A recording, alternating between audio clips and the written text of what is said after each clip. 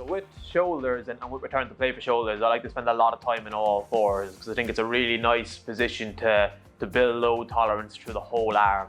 And we can really implement like force transmissions from the fingertips all the way through the forearm, through the upper arm, up into the torso and neck. So I think it's a really, really nice position to rehab shoulders in.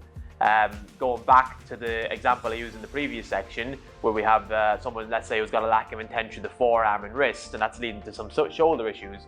Obviously, the all fours position can become really, really good. So one of the key things about the all fours position for me is the weight shifting forwards to the palm and fingers. So I think a lot of people, just like in standing, a lot of people live on the heels. In all fours and doing press ups and stuff like that, a lot of people live on the heels of the hands, and we're kind of skipping a lot of intent through the forearms, and I think that's really, really important.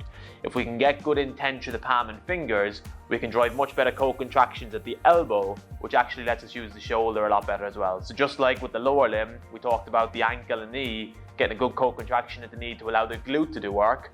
For the shoulder, if we can get a good co-contraction at the elbow, it allows the shoulder to do work. So that in practice, again, if I'm going to pick a kettle up, for example, it's not very efficient for me to use my shoulder to do all that movement. I need to co-contract at the elbow, I need stiffness in the arm, and that co-contraction now allows me to use my shoulder normally. Whereas if I don't have that good co-contraction, I've got to overwork my shoulder to try and do those movements. So I hope that kind of makes sense. So if you just pop into all fours on the mat, Sarah. So just start on the heel of your hands, nice and relaxed. So Sarah's pretty comfortable here, you know, no major issues. Now, all I want you to do, I don't want you to do anything else apart from shift your weight forwards to the palm and finger, Sarah. So get your weight forwards, nose forwards over your fingers a little bit more, and just hold that position. And even getting into this position is tough. And you see Sarah's kind of struggling a little bit there in her wrist to get in there. Cool, and then from that position, so stay on your palm and fingers and just bend your elbows slightly. Nice. And now even in this position, we can see they're starting to get a little bit of a shake, a little bit of perturbations around the elbow. And try this yourself. Like, this is way more challenging than it looks, and relax, take a break for a second. So even just getting our patients into that position can be really, really valuable. Now, obviously, we're kind of going in cold with Sarah. We haven't done the hands-on and stuff first. So with a patient, you're going to desensitize the tissues first. You've built them up on the wall, you've built them up on the bed, and now they're progressing onto all fours. But it's a really, really challenging position, and it's really, really nice just to work at the wrist, elbow, and shoulder. I think in modern kind of lifestyle these days as well, you know, we're on our phones, if you're a therapist, you know, using your hands all the time, you know, generally on computers, our forearm flexors generally get quite stiff anyway, and you know, we very rarely fully stretch them. So I think it's a nice thing to be able to restore where the people has been able to fully load through the wrists and forearms in terms of general kind of wrist and elbow health anyway. So we just go back to that position again, Sarah. So once they get into this position, then we can just weight shift. So if we just do sagittal plane for the sake of the video, all we're going to do is I want you to keep the weight to the palm and fingers and shift your nose forwards towards the wall and back again. Nice, good. And just do a couple of those for me. So all we're doing now is we're challenging Sarah's base to support. She's got to massively decelerate through her shoulder here to get herself forwards. And she's got to transmit force through her whole arm. So from the fingertips, through the forearms, through the elbows, up to the shoulders. Nice, good. Feel okay? Yeah. Nice, good. Take a break for a second. So as Sarah's coming forwards there, so we're in this position and coming forwards, obviously we're driving a lot of movement there. So we're getting a lot through the shoulders, we're driving a lot of like external rotation, and we're also driving scap movement, so we're going to get downward rotation of the scap. As we're coming back, we're going to get a bit of internal rotation at the shoulders and a bit of upward rotation at the scap. So we're driving the whole shoulder girdle movement here. And when we get to that position, you can see my arms here, it's quite challenging to work. And like that's stress. So like your nervous system is going to learn a lot from that. And if we can get someone really, really solid with that, it normally carries over really, really well. Now, obviously, that's sagittal plane. Depending on what your assessment findings are, we can challenge in frontal plane, we can challenge in transverse plane, we can bring them deeper into the movement. We can play around with this as much as we need to. But I spend a lot of time on all fours with my clients.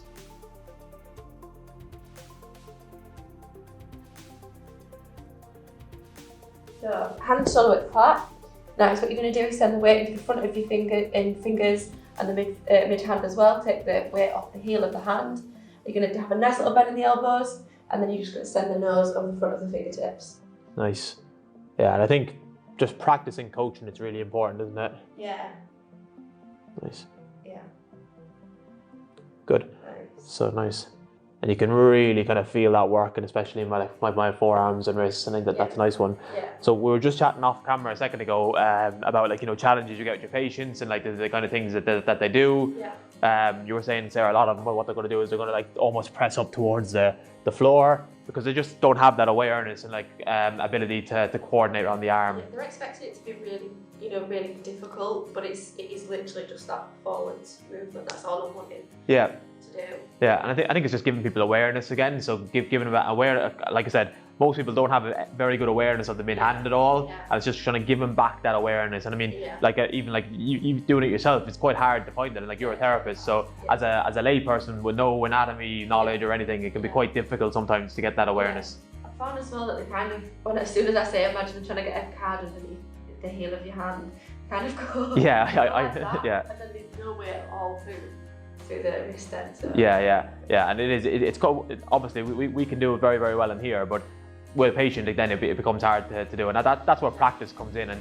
And with all these kind of rehab exercises, and any rehab exercise you use yourself, is the first time you try it, it's going to be like a mess, and it just takes practice and coaching people. And there's a very big difference between being able to do an exercise and being able to coach an exercise, especially with somebody who has no awareness or knowledge of those things. But I think the key coaching point for this exercise is obviously into all fours position, shift the weight forwards to the mid-hand and fingers, and then keep the elbow slightly bent as you shift your nose forwards and back.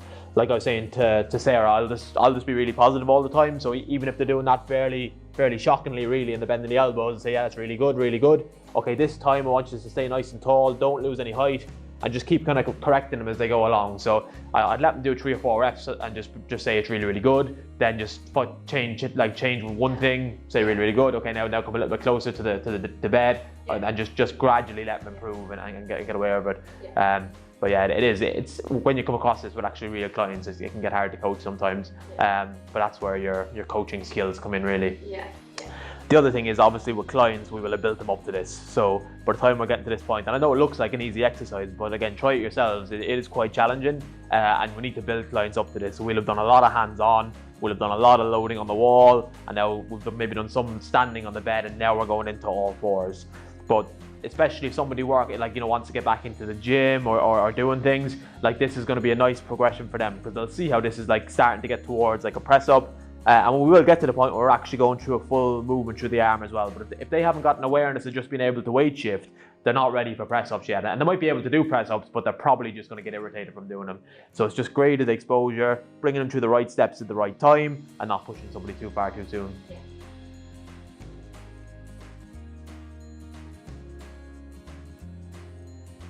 Okay, so we're just through week 8, which is return to play for the upper limb. So very similar to module 7 for the lower limb there, isn't it? So, and again, the key thing is just graded exposure. So when someone's out of pain, that's just like the middle of the treatment plan. We still need those like 2 or 3 sessions at least at the end to build resilience, to know they're going to be safe to get back into doing whatever they need to be able to do. So that's like changing the variables of load, changing the variables of speed, changing the variables of volume, impact, and all those kind of things. What have you thought about your late? It's been good, to be honest. It is very similar to the progressions with the lower limb. Yeah. I'm obviously just for the upper limb instead. Yeah. I think the biggest thing I struggle with is probably cueing them. Yeah, I think coaching is hard. Yeah. So I think that's a skill that you need to practice. Is just actually coaching through the exercises, and especially with some of these rehab stuff where there's like subtleties with it. So like doing so let's say that weight shift exercise, doing it on the heels is a completely different exercise to doing it on the palm and fingers. Yeah. And I think it's important to get good at cueing that, and I think it's important to experience it yourself as well. So unless you've kind of felt the difference yourself, it's hard to kind of teach the patients to do that.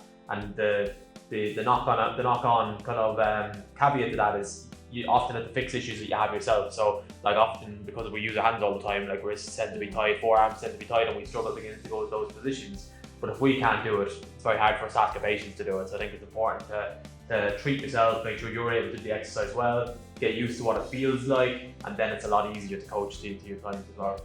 Yeah, but I think it's very, very similar to module 7, what is module 8, but it's just the exact same kind of concepts applied to upper limb. Obviously, your lower limb return to play is also going to be very, very important for your lower back pains. Your upper limb return to play is going to be very important for your neck pains and stuff as well, because a lot of the time, neck pain patients are going to be people who have a motor output problem upper limbs, so now their neck has to overwork instead.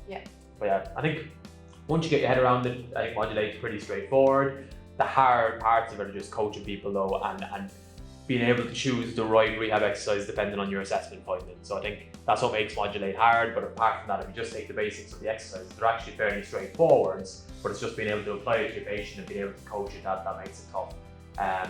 But yeah, so Module 9 next week. So Module 9 now, we're just going to look at some more advanced assessments for certain things and look at applying the system to various conditions. So we're not going to do anything groundbreakingly new, but it's just consolidating what we've learned, looking at some more advanced assessments and being able to apply the system to specific conditions.